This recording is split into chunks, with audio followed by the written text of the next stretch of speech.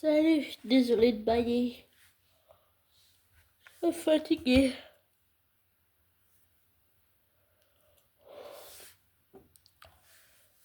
Euh, j'ai eu plein de... Comment dire ça? L'actualité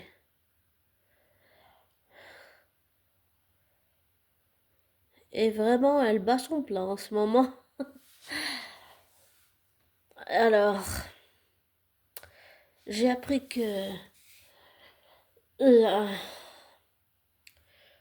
la plainte de Justine Baldoni a été rejetée, mais comme j'ai dit à la youtubeuse que je suis, Antoinette, ce que je crois, c'est que en fait le juge connaît Blake et connaît Ryan, donc c'est sûr que ça les avantage et qu'ils peuvent manipuler la situation à leur avantage, et c'est sûr qu'elle veut le terminer, elle veut le faire tomber, ça j'en ai aucun doute. Et je pense toujours que c'est comme un triangle amoureux, et je pense que Ryan il manipule dans les coulisses. Vu ce qu'il a déjà fait, vu ce qu'elle a déjà fait dans le passé, ça ne m'étonne pas.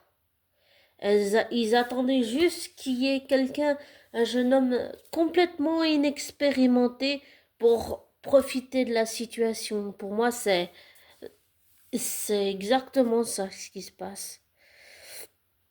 Je l'ai déjà vécu comme Antoinette.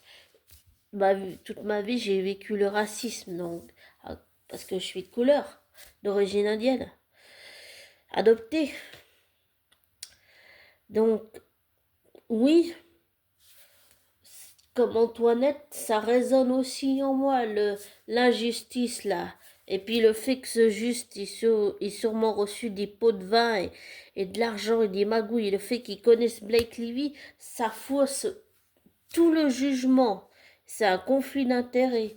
Justin Badoni peut encore dénoncer ce procureur, ce juge pour en mettre un qui est impartial et qui ne connaît pas Blake. Ça, ce serait vraiment important. Ça, c'est quelque chose qu'il peut faire et qu'il doit absolument faire s'il veut vraiment avoir une chance de gagner. Parce que ce juge, il pourrait, justement, s'il dégage l'autre juge corrompu, là, qui connaît Blake, il pourrait avoir une chance d'avoir un procès équitable. Et pas l'avantage de Blake. Et les gens détestent Blake et Ryan à cause de ce qu'ils ont fait à Justin Baldoni. Et désolé, mais je la déteste. J'essaye de pas la détester sincèrement, mais oui. Écoute, pour mon expérience personnelle, je sais reconnaître quelqu'un d'innocent quand je le vois. Et là, ce que je vois, c'est qu'elle se manipule, elle sert l'avantage, elle sert la situation à son avantage parce qu'elle connaît le juge et parce que c'est n'importe quoi cette justice. Ça montre bien, comme j'ai parlé avec ma psy, qu'il y a une justice à deux vitesses, par exemple pour Pierre Palmade, l'affaire Pierre Palmier, si on peut l'appeler un surnom comme ça. Ou, je sais pas comment il faut lui donner un surnom à Pierre Palmade, mais quand je lui en ai parlé, j'ai dit que où il y avait toutes ces preuves et tout sur l'affaire dans laquelle il est impliqué, mais que je pense que d'une certaine façon, même si on se connaît pas en vrai, mais vu tout ce qu'il a fait, les dégâts qu'il a causés, je pense que je lui en veux et que je suis en colère. Je suis en colère parce que pour moi, Pierre Palmade, je suis en colère qu'il ait fait ça à cette famille, et je pense que Pierre Palmade ne doit pas euh, continuer sa détention avec un bracelet électronique. Pour moi, il doit la finir en prison. Il doit la finir en prison. Et ça montre qu'il y a une justice à deux vitesses, qu'elle soit à Hollywood ou en France. Elle protège les gens riches et célèbres qui ont fait des choses graves comme Pierre Palmade et Blake Livy et Ryan Reynolds et qui manipulent pour avoir l'avantage à leur situation, surtout Blake et Ryan. Et Palmade, lui, il peut pas manipuler parce que c'est juste la justice, mais que ça montre qu'il y a quelque chose qui ne va pas du tout dans cette industrie et que la justice est à deux vitesses. Elle protège ceux qui sont pleins aux as et qui ont de l'expérience et qui peuvent écraser les autres, alors que des gens comme des êtres humains, comme, parce qu'avant tout c'est un être humain, comme Justin Badoni, c'est oh, je peux t'attaquer, tu dois pas te défendre, mais moi je peux t'attaquer. C'est, bah, pour moi, désolé, mais c'est comme ça que je vois la chose, hein. Donc, l'affaire, ces deux affaires, même si elles sont pas liées ensemble, mais ce qui les lie ensemble, c'est le fait qu'il y a quelque chose qui ne va pas dans cette industrie. Il y a quelque chose qui va pas du tout. Ça va sûrement exploser à la gueule de tout le monde quand cette chose va sortir. Mais ça montre qu'il y a quelque chose qui ne va pas. Qui va pas du tout. Donc, voilà. Pour juste donner un exemple, donc je ne dirais pas pour préserver l'anonymat de cet être humain et de cet artiste, je ne dirais pas son nom, désolé, mais je connais un artiste qui chante, qui a une très belle carrière, c'est quelqu'un qui a les pieds sur terre, qui est resté lui-même. Cet artiste que je connais, c'est quelqu'un qui est là, qui est dans le concret, qui est dans le réel. C'est pas quelqu'un qui se prend pour comme avoir la grosse tête comme Aura Marcy qui a pété un câble et aller se croire supérieur comme Blake Lively en disant je t'écrase mais tu ne te défends pas parce que je suis supérieur à toi. Et toi, t'es une merde. Bah, c'est un peu ça, hein. Elle veut. Ryan, il veut l'écraser et il manipule Blake pour arriver à ses fins. Et je pense que c'est exactement ce qui s'est passé aussi avec Tyler Swift et tous les gens qui sont impliqués dans l'affaire Baldoni, Blake, Ryan. Enfin, Ryan Reynolds.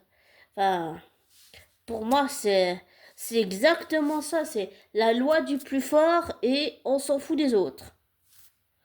Ça, pour moi, ça va pas du tout. Ça montre qu'il y a quelque chose qui va pas dans l'industrie. Et que c'est une justice à deux vitesses qui protège que les gens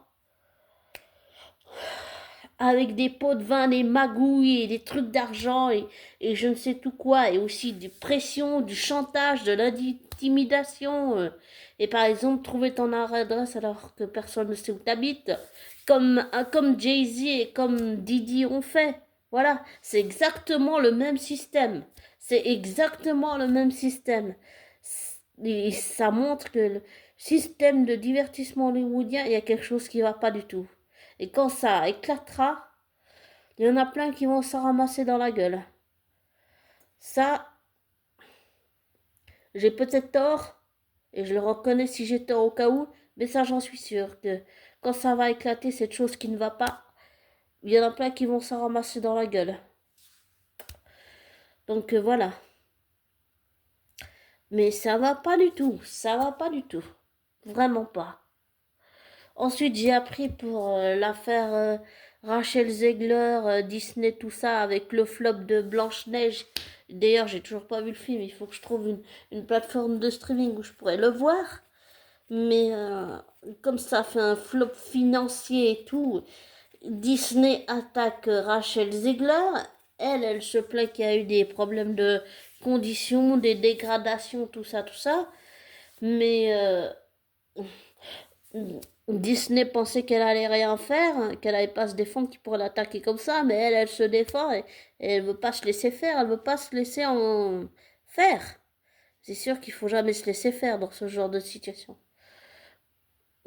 Mais il faut aussi savoir reconnaître ses torts. Et je pense que Rachel Zegler ne prend pas conscience de la gravité de la situation et ne prend pas conscience que pour avancer, il faut qu'elle reconnaisse ses torts, elle aussi.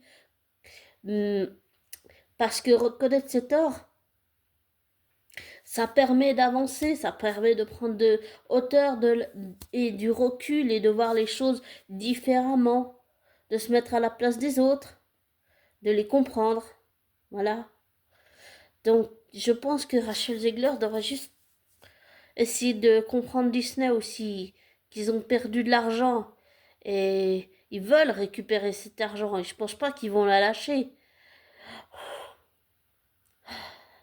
Et je pense sincèrement que ce n'est pas que Rachel Zegler qui est responsable, mais pour moi, c'est la production entière de Disney qui est responsable. C'est eux les réels fautifs. Ils leur foutent tout sur le dos en disant que c'est de sa faute, mais pour moi, les vrais fautifs, c'est Disney. Ils ont peut-être pas casté la bonne actrice. Et puis toutes les tensions qu'il y a eu entre Gal Gadot et Rachel Zegler, ce qui a provoqué que Gal Gadot a reçu des menaces de mort, que Disney a dû payer de la sécurité à Gal Gadot pour elle, son mari et ses enfants. Enfin, c'est l'enchaînement de cascades de conséquences. Eh ben, elles sont là, et c'est n'importe quoi.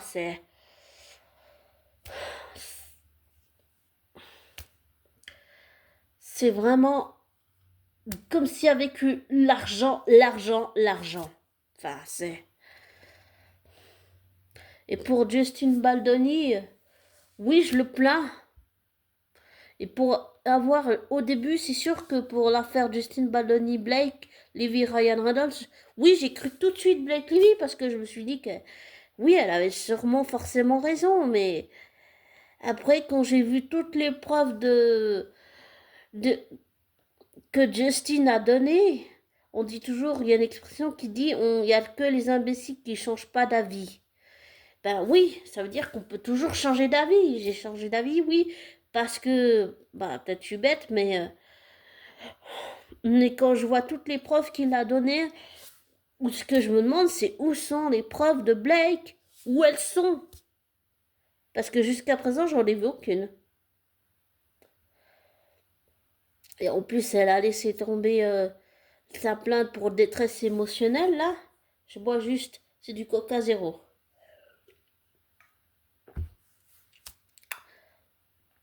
Parce qu'elle n'a pas de preuves. Alors la seule question que j'ai pour Blake, c'est d'abord, la première chose, c'est toi et ton mari, remettez-vous en question. Parce que là, vous êtes en train d'enfoncer Justin Baldoni dans une dépression qu'il ne mérite pas de subir.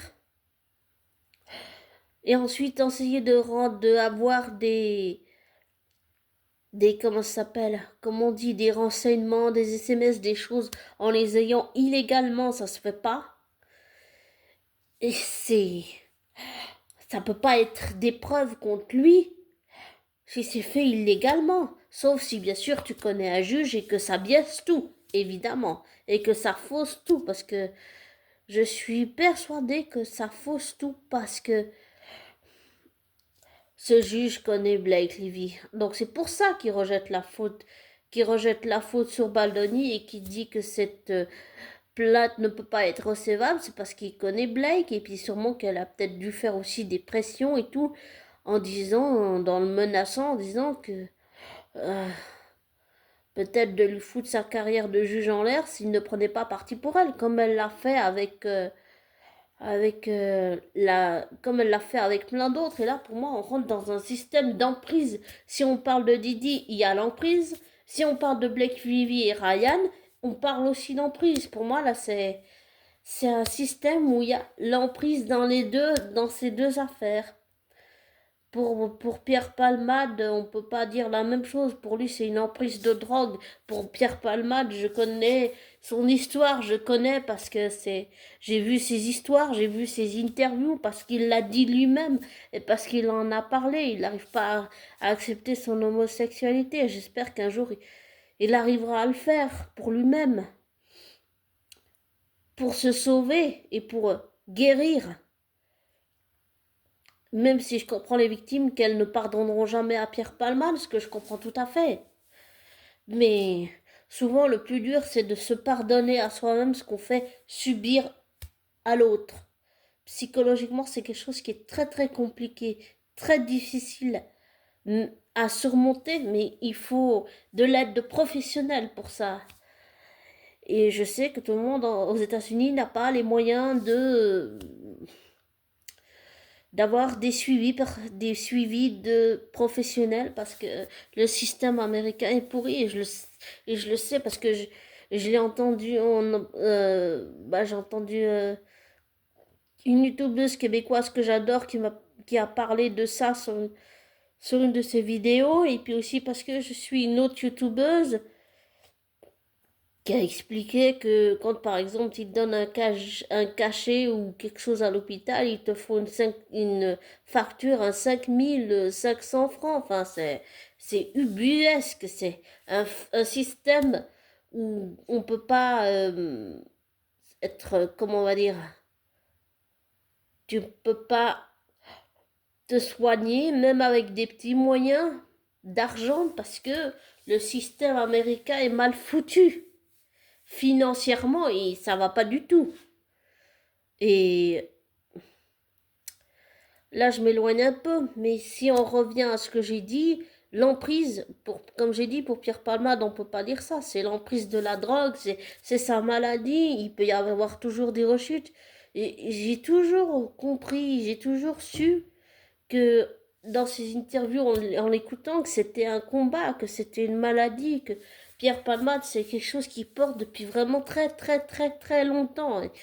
Et pour avoir développé des addictions, j'ai pas seulement le TDDH et le trouble de l'attention et l'hyperactivité, le fait d'être sensible et de faire des crises de d'énervement avec mon TDDH et l'autisme, mais j'ai aussi la maladie de Pica. C'est une maladie qui consiste à manger tout ce qui n'est pas comestible.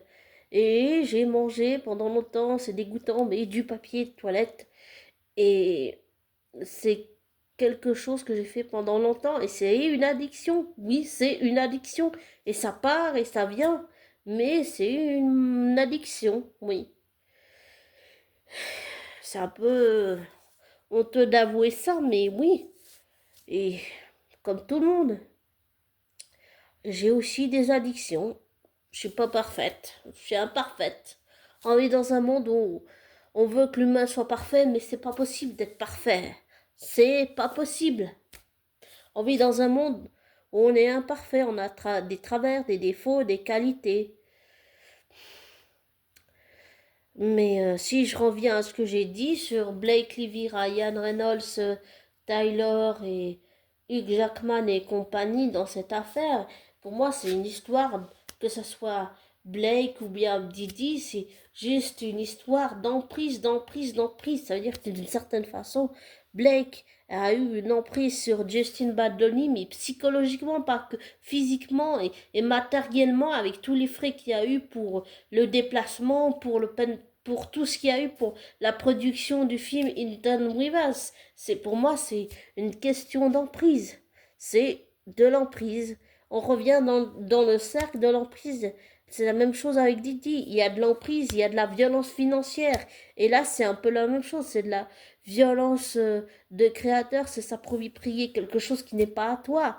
Puisque c'est Justin Baldoni qui a acheté les droits. Et toutes ces mauvaises nouvelles, ça risque de l'enfoncer encore plus dans sa dépression, plus qu'il ne l'est déjà. Et quand je dis que je le plains, c'est pas avoir de la pitié, c'est de la compassion, c'est du soutien, c'est...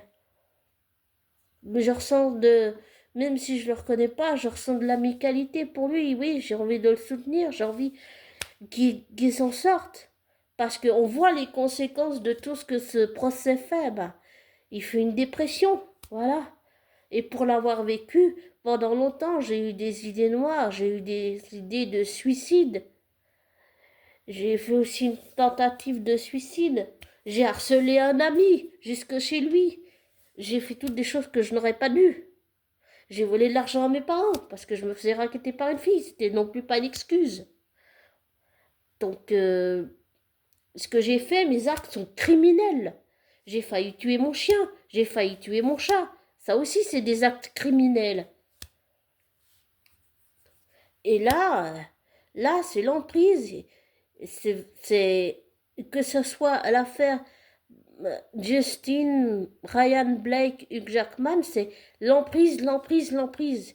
Et il veut juste, je pense qu'elle veut juste le détruire. Et je pense que Ryan Reynolds, il tire les ficelles derrière parce que lui, en tant que rival amoureux, il veut voir son rival à terre. Il veut juste le détruire, qu'il soit une merde, qu'il n'existe plus. Tout ce que je dis dans cet audio, ça n'engage que moi, d'accord? Personne d'autre. Mais oui, l'emprise, c'est... Il faut que les jurys comprennent que l'emprise, c'est quelque chose qui n'est pas que physique, c'est quelque chose qui est émotionnel, qui est mental. Et pour moi, on a deux affaires. Dans ces deux affaires, on a l'exemple de ce qu'est l'emprise. L'emprise financière, l'emprise du contrôle, l'emprise, la violence financière. Tout ce que Blake a fait, pour moi, c'est de la violence financière, c'est de la violence de contrôle, c'est la violence dans tous les sens du terme. J'ai pas d'autre mot pour moi, et c'est... J'arrive pas à comprendre qu'elle fasse ça. J'arrive pas. Elle veut que les gens aient de la compassion pour elle, mais j'en ai aucun. J'arrive pas après ce qu'elle a fait à Penn Bagley et ce qu'elle est en train de faire à Justin Baldoni. Je supporte pas la justice. Pour l'avoir vécu, je n'ai pas eu de justice. La perverse narcissique que j'ai confrontée a eu ce qu'elle voulait. Donc, je n'ai pas eu de justice et je ne l'ai pas attaquée en justice. Je pense que sur le moment, j'y ai même pas pensé. De toute façon, j'avais une fausse image de moi que je donnais aux autres. C'était la chieuse, l'emmerdeuse qui écoute aux portes et qui se met de ce qui la regarde pas. Donc ça m'a pas aidé. Mais de toute façon, dans ce genre de situation, tu te dis que personne ne te croira et que tout va être retourné contre toi. Et que c'est la personne manipulatrice qui va gagner et toi, tu seras juste jeté comme une merde. Que ce soit en prison ou jeté, c'est-à-dire que les portes se ferment pour toi, par exemple, dans l'industrie du divertissement. Que tu ne sois plus rien, que tu n'existes plus, que tu n'aies plus d'identité, plus rien, plus d'argent, plus de domicile, rien, que tu sois à la rue.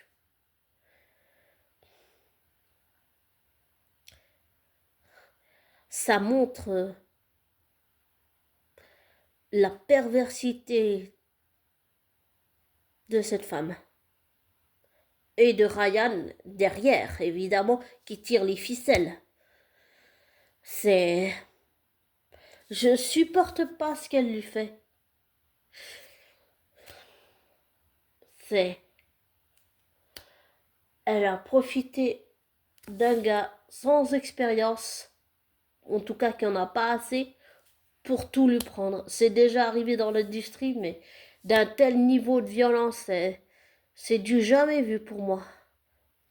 Et vu qu'elle connaît le juge, c'est sûr qu'elle allait prendre son parti. Et vu que Justin Baldoni peut encore porter plainte contre ce juge et avoir un juge enfin impartial, je pense que si il doit déposer cette plainte et quand il le fera, il pourra faire virer ce juge et avoir un juge impartial qui ne connaît pas lui et qui ne connaît pas Blake. Et ça, c'est sûr que ça peut jouer en sa faveur s'il fait ça, s'il décide de le faire et d'aller jusqu'au bout. Mais oui, il faut pas rejeter la faute sur la femme, mais pour moi, ce que fait Blake, ça décrédibilise les vraies victimes. Et les vraies victimes, ben on les croit pas. Et ça c'est pour moi, désolé, mais c'est la faute de Ryan, c'est la faute de Hugh Jackman, c'est la faute de Blake Lively. Parce qu'avec cette histoire de prendre parti, ça décrédibilise les vraies victimes. Que ce soit des hommes victimes de violences par leurs femmes ou leurs compagnes, ou que ce soit des femmes victimes de violences par leurs hommes ou par leurs compagnons. Ça décrédibilise ou bien des adolescents ou préadolescents ou enfants. Ou des adultes. Ça décrédibilise la parole, ça décrédibilise l'humanité, ça déshumanise au contraire. Et ça casse tout, ça fausse tout. Et Et les victimes hommes et les victimes femmes, les victimes adolescents, les victimes jeunes femmes, les victimes jeunes garçons, les victimes enfants, les victimes adultes.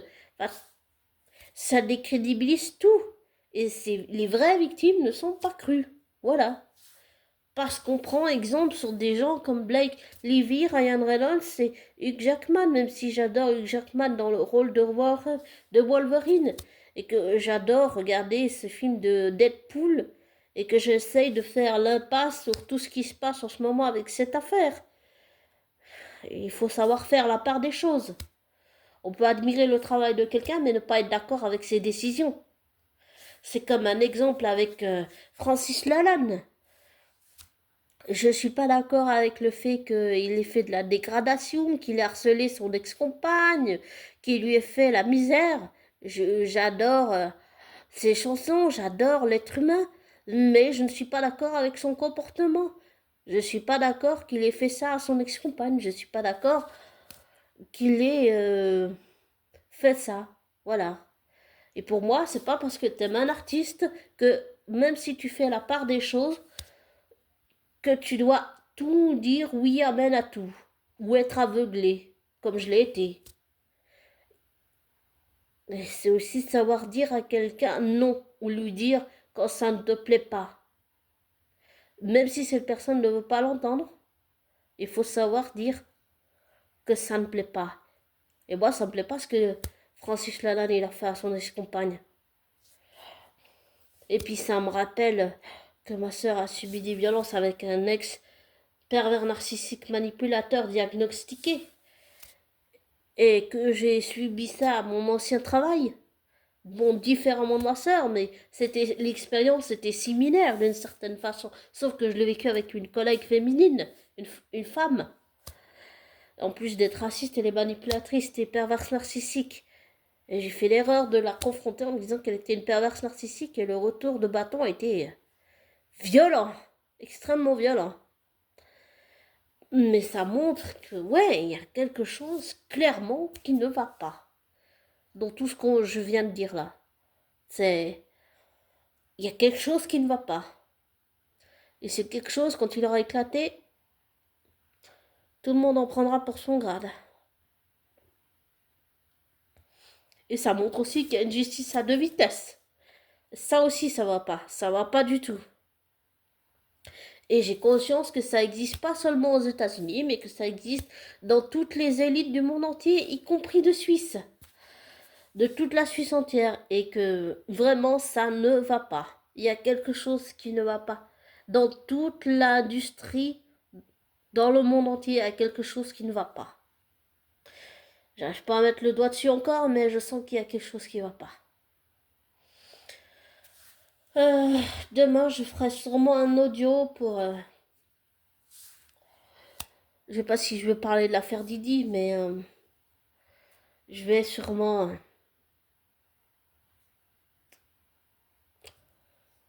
je vais sûrement formuler un peu plus ce que je viens de dire. Enfin non, pas vraiment ce que je viens de dire, mais je vais sûrement dire le fond de ma pensée sur ce que je pense exactement de l'industrie. Je vais pas le faire maintenant, mais je vais le faire sûrement demain. Donc, comme toujours, ne prends pas pour argent qu'entends ce que je te dis. Ne te laisse pas influencer par moi. Fais tes recherches, tes vérifications. Tire-en tes propres conclusions. Désabonne-toi de ma chaîne. Et je te souhaite abonner le meilleur. Et prends soin de toi. Et je te souhaite une belle fin de semaine. Un beau début de week-end. Ah oui, et si jamais tu ne reçois pas d'audio sur des notifications, désolé, je bug un peu, c'est que j'ai oublié. Des fois, je dis des trucs et puis j'oublie de les faire et puis ça me sort de la tête et puis j'oublie. Donc voilà, t'étonne pas si tu leur pas dessus. Donc voilà. Et je te souhaite une belle fin de semaine, un beau début de week-end. Prends soin de toi et de tes proches. Ciao!